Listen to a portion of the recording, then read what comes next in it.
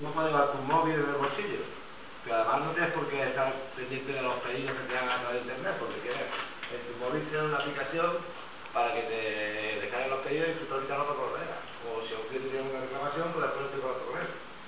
O programarte la agenda. Todo eso no hay que estar físicamente en ningún sitio. En cualquier lado se puede hacer.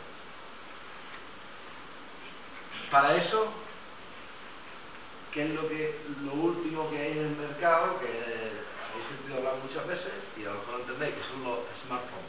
¿Sabéis lo que es un smartphone? No. Un teléfono, pero yo no sé qué es. ¿Qué es? No un teléfono, pero que yo no sé qué es. ¿Y qué creéis que es? Pues debe ser como una especie de agenda, ¿no? Bueno, es un teléfono. Vamos a empezar. Es un teléfono. Hombre, con acceso a internet, claro. Con acceso a internet.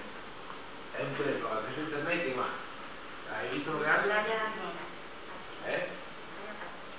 Que la pantalla tiene Es todo. sistema como los ordenadores normales. Mucho para meter una agenda, tener acceso a internet, tener acceso a... Eso que hay ahí, ese aparato que hay ahí grande, convertido en un aparatito como el mío, como se tenía nosotros, tú lo tenías en un smartphone y no lo sabéis. No.